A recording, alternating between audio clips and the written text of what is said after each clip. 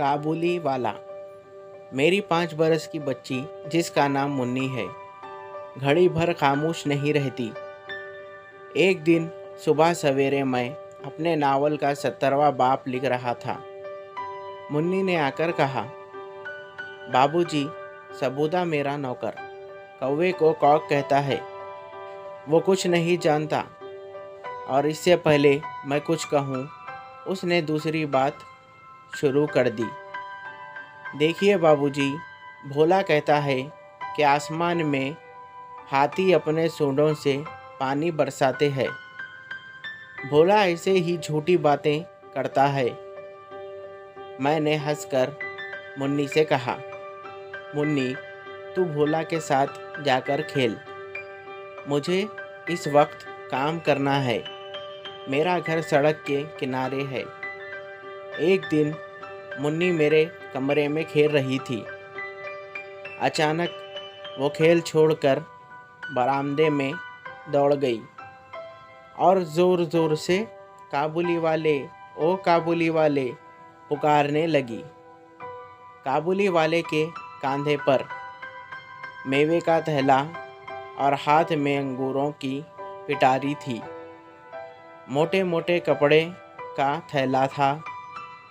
कुर्ता पहने, साफ बंधे, लंबे ढील ढोल का एक काबुली वाला सड़क पर आहिस्ता आहिस्ता चला जा रहा था। मुन्नी की आवाज़ सुनकर हंसमुख काबुली वाले ने घूम कर देखा।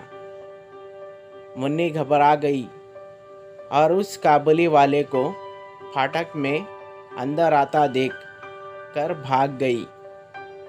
इसलिए कि मुन्नी की माँ कहा करती थी कि काबुली वाले बच्चों को थैले में डाल कर ले जाते हैं। मैंने मुन्नी का खौफ दूर करने के लिए उसे अंदर बुलाया। काबुली वाला अपने झोली से किशमिश निकाल कर मुन्नी को देने लगा।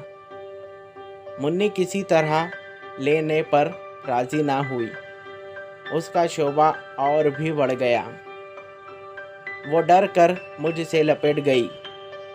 काबुली वाले से मेरा तारुफ इस तरह हुआ। मैं एक रोज़ किसी ज़रूरी काम से बाहर जा रहा था। दरवाजे पर देखा कि मुन्नी उस काबुली वाले से बड़े मज़े से बातें कर रही थी। वो बादाम और किशमिश लिए हुए थी। मैंने काबुली वाले से कहा, ये सब क्यों दिया? अब मत देना। ये कहकर मैंने जेब से अठन्नी निकाल कर काबुली वाले को दी। उसने बिला झिझक अठन्नी लेकर जेब में डाल ली। जब मैं काम से लौटकर घर आया तो मैंने देखा कि उस अठन्नी की वजह से घर में बड़ा शोर मचा हुआ है। मुन्नी की अम्मी उससे डांट कर पूछ रही थी कि तूने उससे अठन्नी क्यों ली। मुन्नी की आंखों में आंसू भर आए। उसने कहा, मैंने नहीं मांगी, वो अपने आप दे गया। मैंने मुन्नी को लेकर बाहर चला गया। मालूम हुआ कि ये काबुली वाले का दूसरा फेरा नहीं था। वो रोज़ रोज़ घर आता था और पस्ते बादाम देकर उसने मुन्नी से दोस्ती कर ली थी। काबुली वाले का नाम रहमत था। रहमत और मुन्नी की उम्र में ज़मीन आसमान का फ़र्क था। फिर भी दोनों एक दूसरे के दोस्त हो गए। उन दोनों में कुछ बंधी टकी बातें होती थी। काबुली वाला कहता, मुन्नी ससुराल जाओगी? मुन्नी नहीं जानती थी कि ससुराल किसे कहते हैं, लेकिन भला वो चुप रहने वाली कहाँ थी। वो उल्टा काबुली वाले से पूछती, तुम ससुराल जाओगे? रहमत घूंसा तान कर कहता, मैं तो ससुरे को मारूंगा। ये सुनकर मुन्नी खूब हंसती। हर साल जब जाड़े का मौसम ख़त्म होने लगता तो रहमत अपने वतन जाने की तैयारी करता और घर घर जाकर अपना रुपया वसूल करता, मगर एक बार मुन्नी से मिलने ज़रूर आता। एक दिन मैं अपने कमरे में बैठा पढ़ रहा था। अचानक गली में बड़ा शोर और गुल सुनाई दिया। मैंने खड़े होकर देखा, रहमत को दो सिपाही बांधे लिए जा रहे थे। पीछे से लड़कों और राहगीरों का मजमुआ चला आ रहा था। रहमत के कुर्ते पर खून के धब्बे थे और एक सिपाही के हाथ में खून से भरी हुई छुरी थी। मैं भागा गया और सिपाहियों को रोककर पूछा, क्या बात है? मालूम हुआ कि पड़ोस में एक चपरासी ने रहमत से एक चादर ली थी और अब वो दाम देने से इनकार करता था। उस पर झगड़ा हो गया और रहमत ने गुस्से में चपरासी पर छुरी से हमला कर दिया। रहमत उस बेईमान चपरासी को सैकड़ों गालियां दे रहा था। उस बीच में काबुली वाले पुकारते हुए मुन्नी भी वहां आ गई। रहमत का चेहरा दम भर के लिए खुशी से खिल उठा। मुन्नी ने आते ही उससे पूछा, तुम ससुराल जाओगे? रहमत ने हंसकर कहा, हाँ, वही जा रहा हूँ। उसने देखा कि इस जवाब से मुन्नी को हंसी आ गई।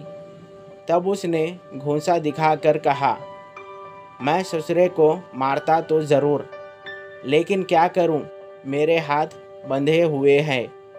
कुछ दिनों के बाद उस जुर्म में रहमत को 7 साल की सज़ा हो गई। उस वाक़े के बाद कई दिन गुजर गए। मुन्नी रहमत काबुली वाले को भूल गई। मुन्नी बड़ी हो गई और फिर उसकी शादी भी तय हो गई। आखिरकार शादी की तारीख आ पहुंची। मेहमानों से घर भरा हुआ था। मैं अपने कमरे में बैठा कुछ काम कर रहा था। अचानक उस वक्त रहमत वहां आ गया। पहले तो मैंने उसको पहचान ना सका। उसकी हंसी से समझ गया कि ये रहमत है। मैंने पूछा, क्यों रहमत, कब आए? कल ही शाम को जेल से छूटा हूँ, मैंने कहा। आज तो मैं बहुत मसरूफ़ हूँ, फिर कभी आना। वो उदास होकर जाने लगा, लेकिन फिर हिचकिचाते हुए बोला, बाबूजी, मुन्नी कहाँ है? मैंने कहा, आज घर में काम है, मुन्नी से भी मुलाकात ना होगी। वो उदास हो गया। अच्छा बाबूजी, सलाम कहकर जाने लगा। मुझे जैसे धक्का सा लगा। जी चाहा कि उसको बुला लूं। उतने में देखा कि वो खुद ही वापस आ रहा है। वापस आकर उसने कहा, ये कुछ किशमिश बादाम मुन्नी के लिए लाया था, उसको दे दीजिए। मैंने उसकी कीमत अदा करनी चाहिए। तब उसने मेरा हाथ पकड़ लिया और कहा, आपकी मेहरबानी मैं कभी नहीं भूल सकता। मुझे कीमत ना दीजिए बाबूजी। मुन्नी जैसी मेरी भी बेटी है, इसीलिए मैं उसके लिए मेवा लाता था। मैं यहाँ सौदा बेचने नहीं आता था। इतना कहकर उसने कुर्ते के अंदर से एक मैला कागज़ की पुड़िया निकाल ली।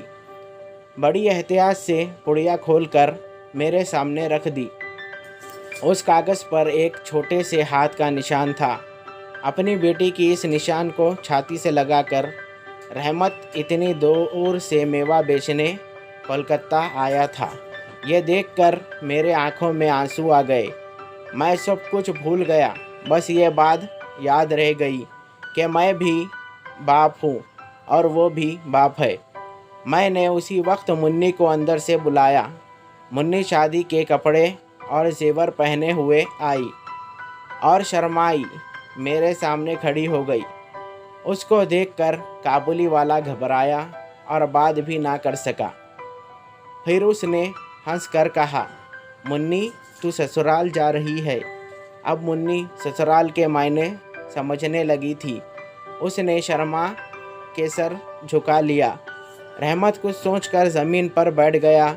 जैसे उसको यकायक एहसास हुआ कि उसकी लड़की भी इतने दिनों में बड़ी हो गई होगी। इन 8 वर्षों में उसका क्या हुआ कौन जाने, वो उसकी याद में खो गया। हेलो व्यूवर्स, मैं हूं आपका अपना दोस्त सलमान। उम्मीद करता हूं आप सब खैरियत से होंगे। अगर आप मेरे चैनल पर नए हो तो मेरे चैनल को सब्सक्राइब करें और बेल आइकन को ऑल पे सेट करें ताकि मेरी हर आने वाली स्टोरी का नोटिफिकेशन आपको मिलता रहे। अगर आपको ये स्टोरी अच्छी लगी तो इस स्टोरी को भी लाइक करें। तब तक के लिए मुझे दीजिए इजाज़त। Thank you for watching.